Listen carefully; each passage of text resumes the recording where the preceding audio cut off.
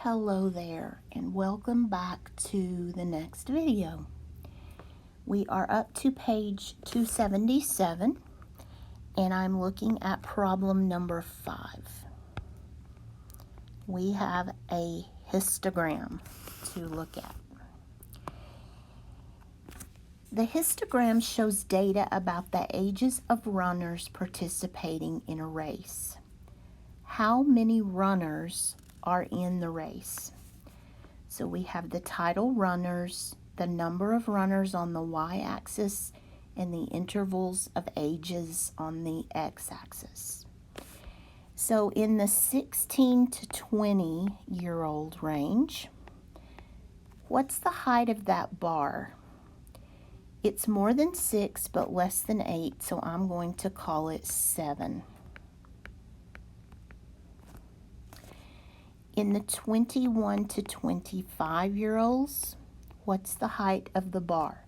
It's exactly on 8. And that's 8 runners.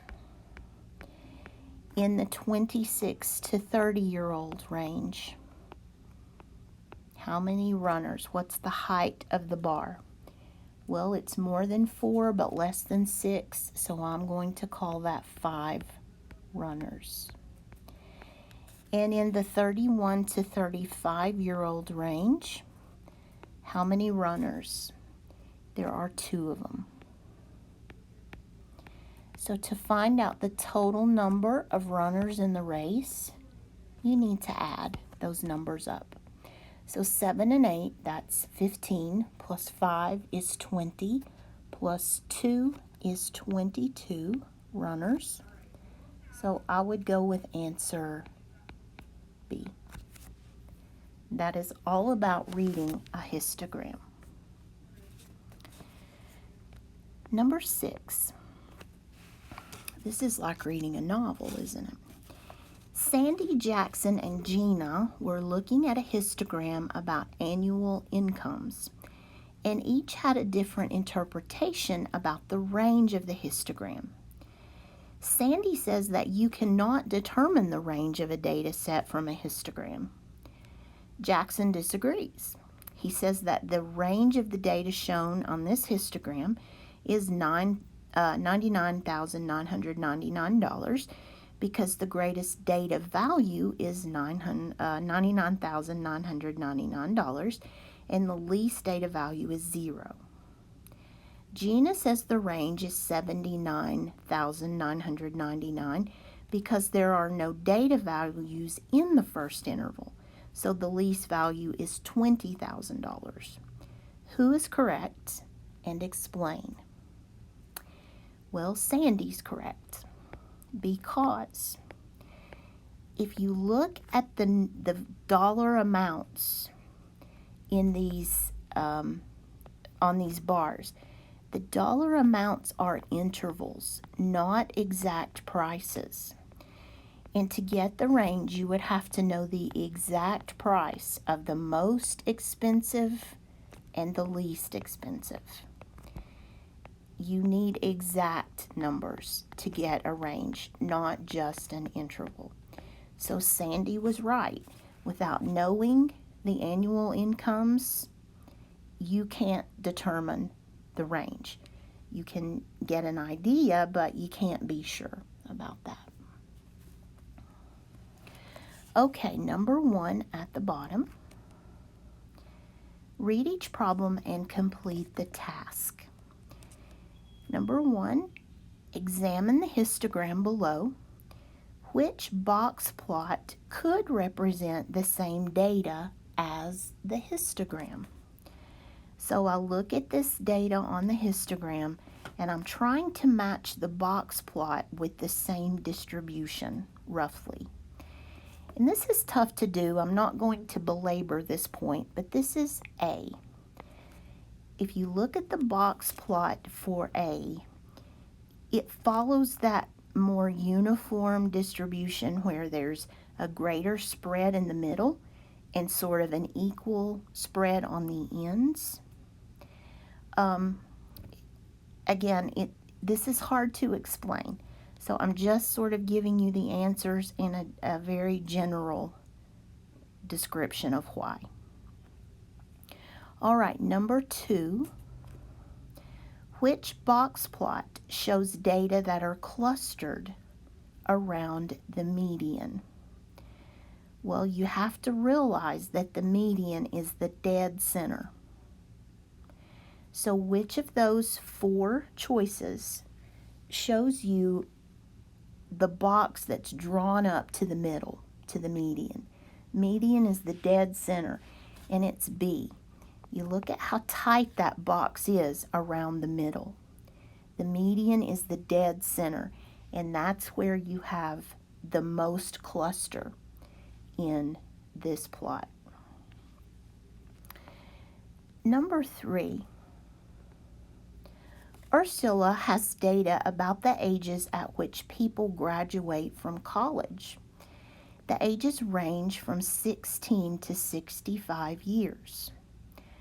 Ursula decides to make a histogram and to divide the data into intervals of 2 years. Do you think this is a good way to divide the data? Explain. Well, my answer is no, and here's why. The oldest graduate was 65 and the youngest graduate was 16. So let's find the range in those ages. So I'm going to say 65 minus 16 on my calculator. That's a difference, a range of 49 years. So let's take the 49 years, and she wants to divide them up by every 2 years.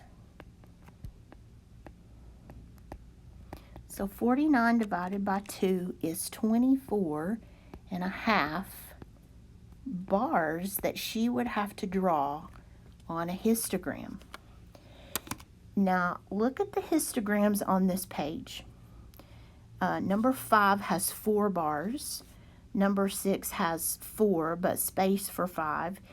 Number 1 at the bottom has 1, 2, 3, 4, 5, 6, 7, 8, 9, 10, 11. Ursula's graph would have double the ones in number 1. So the 24 and a half bars would be too many bars. That would just be a very tough histogram to read. I don't even know if you could fit it on the page. It would be so wide. So she needs to maybe go by 5 years, or possibly even 10 years would be a better interval set.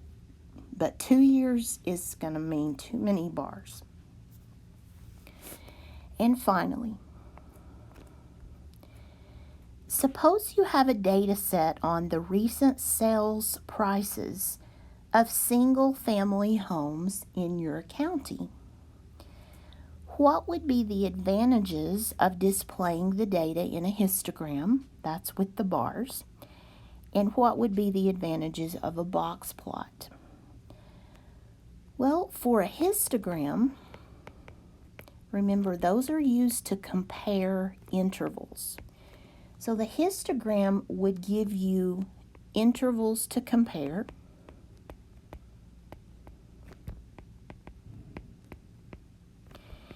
And it's also going to give you more detail than a box plot. The box plot is what we drew up there in number 4.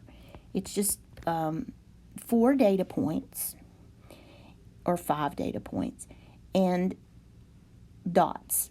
The box plot is not going to give you the detail. But the advantage of the box plot is it gives you the general distribution, or the general spread, I'm going to use that word, as it relates to the middle. So box plots are always related to medians. Histograms are not. They're going to show you comparisons. And I want you to give yourself credit for this question. I really should have had you to skip it as far as on the test, but it's a good one to think about. Helps you to understand the differences in some of these graphs. Okay, we are to the end of this chapter. We have the two variable data coming up next, which is one of my favorite chapters. So I will see you in the next module, and we'll learn about some more graphs, which should be pretty fun. Have a great day.